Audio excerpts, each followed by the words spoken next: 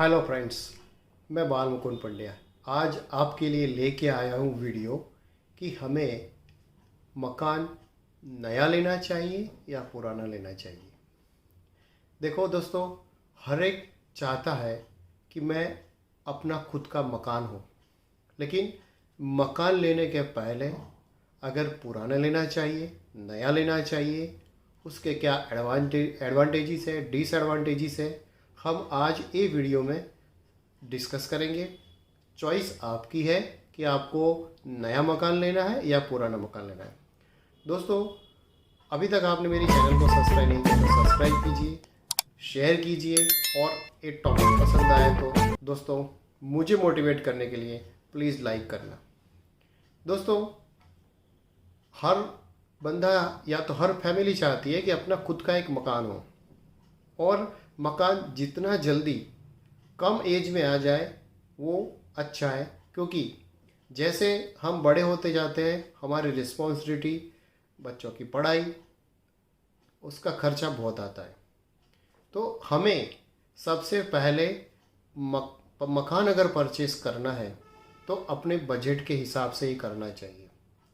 अगर आपका बजट है, आपको कितना होम लोन मिल सकता है, उसके हिसाब से आपको कुछ डाउन पेमेंट भी करना पड़ेगा।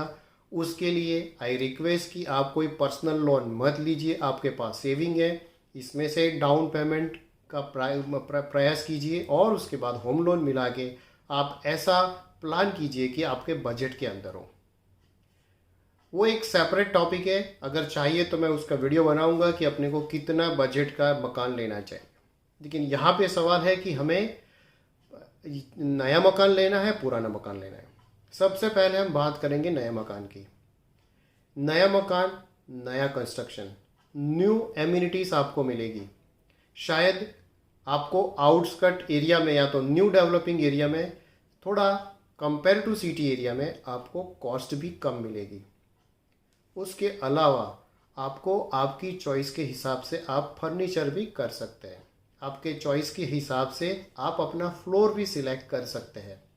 इवन दो आप आपके हिसाब से जो भी मॉडिफिकेशन करना चाहते हो, if it is under the construction property, आप कुछ भी मॉडिफिकेशन बिल्डर को बोल के कर सकते हो।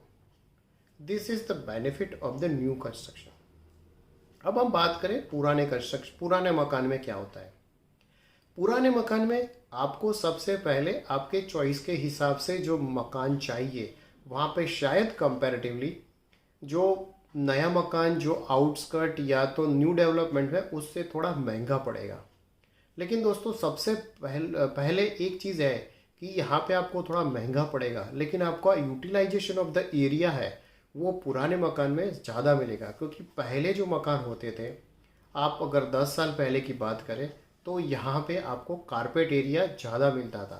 सुपर बिल्डअप एरिया से जो कारपेट एरिया का जो रेशियो था वो 20:80 था, उसके बाद 25:75, उसके बाद 30:60, 40:60, अभी तो 45:55 तक पहुंच गए हैं। तो दोस्तों, जितना पुराना मकान होगा यहाँ पे आपको कारपेट एरिया मीन्स अंदर का आपको यूटिलाइज करने का एरिया सबसे ज़्यादा मिलेगा। This is the best benefit of the पुराने मकान में। पुराने मकान में अगर आपको विथ फर्नीचर मिलता है तो बहुत ही बढ़िया है। थोड़ा बहुत आपको एडजस्ट करना पड़ेगा और उसमें आप थोड़ा रिनोवेट करके आपके हिसाब से थोड़ा बहुत चेंज कर सकते हैं। तो पुराने मकान में this is the benefit of this things. Even पुराने मकान में आपको ये भी बेनिफिट मिलता है कि आपके चॉइस के हिसाब से आप आपके अपार्टमेंट को सिलेक्शन कर सकते हैं, जहाँ पे आपको पहले से पता है कि आपके नेबर्स कौन है, सोसाइटी कैसी है, सोसाइटी का मेंटेनेंस कैसे हो रहा है, वो आपको देखते ही पता चल जाएगा। लोग कैसे हैं, एरिया कौन सा है, वो सारा कुछ आपको पता है और आप चाह रहे हो। That is the biggest advantage of the old मकान। नया मकान में आपको ये चीज़ है कि आपको पता नहीं है कि आपका नेबर कौन है। मे बी पॉसिबल कई बार आपके अनएक्सपेक्टेड कुछ ऐसे नेबर आ जाते हैं। तो दिस इज़ द हमने एक कोशिश किया है कि डिफरेंस निकालने की कोशिश की है। इसमें से आपको करना है सिलेक्शन कि आपको नया मकान लेना है, पुराना मकान लेना है। दूसरी एक इम्पॉर्टेंट चीज़ है कि आप एम्यूनिटीज़ की बात करते हैं तो नया मकान में एम्यूनिटीज़ ज़्यादा मिलेगी एज पर द अभी जो बिल्डर जैसी एम्यूनिटी बन रहा है। पुराने मकान में आपको उस टाइप की एम्यूनिटीज़ नहीं मिलेगी। पुराने मकान में शायद आपको पार्किंग का प्रॉब्लम आ सकता है, या तो एक पार्किंग मिलेगा। नए मकान में थोड़ा स्पेस ज़्यादा रहता है, इसलिए वहाँ पे आपको पार्किंग का स्पेस भी अच्छा रहता है। कई जगह पे दो दो पार्किंग भी अवेलेबल होता है, इवन पेड करने के बाद एक्स्ट्रा पार्किंग भी मिल जाता है। पुराने मकान में आपको पार्किंग का प्रॉब्लम हमेशा रहता है, क्योंकि ऑलरेडी वहाँ पे यूटिलाइज हो चुका है और आप वहाँ पे जा रहे हैं। दोस्तों, ये सारे चीज़ आपको इसलिए बता रहा हूँ कि आपको कई बार डिफ्रेंशिएट करने में पता चले कि आपको कौन से चॉइस का मकान लेना है और किस हिसाब से आपको लेना है। दूसरा एक आपको अहम चीज़ है कि जहाँ पे पुराने मकान होते हैं वो डेवलप्ड एरिया में होते हैं। डेवलप एरिया में सारी चीज़ एस्टाब्लिश्ड है, एवरीथिंग इज़ नियर बाय है।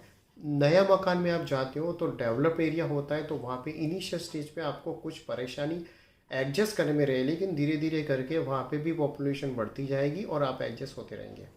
मेरा एक मानना है कि आपको कोई भी मकान, आप नया मकान लेते हो या तो पुराना मकान लेते हो, आपको दो तीन चीज़ खास ध्यान रखनी चाहिए कि आपके जो किड्स है अगर पढ़ते हैं तो नियर बाय आपके स्कूल के आसपास ही लीजिए।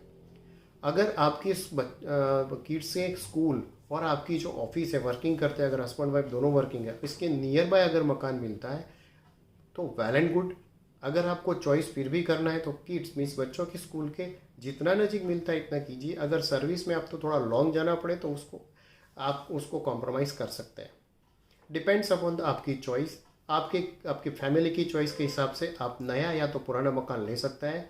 मेरा तो एक ही था कि आपके सामने क्या क्या एडवांटेजेस है, क्या क्या डिसएडवांटेजेस है, क्या क्या मीन्स कंसर्न आ सकते हैं, वो आपको मैं शेयर कर रहा हूँ। दूसरी चीज़, आप अगर फिर भी आपको कोई कंसर्न है तो आप मुझे मैसेज कर सकते हैं। I will try my level best to satisfy you. Thank you दोस्तों। अभी तक आपको ये टॉपिक कैसा लगा, आप प्लीज़ मुझे मैसेज कीजिए, आप लाइक कीजिए, मुझे मोटिवेशन मिलेगा। थैंक यू दोस्तों।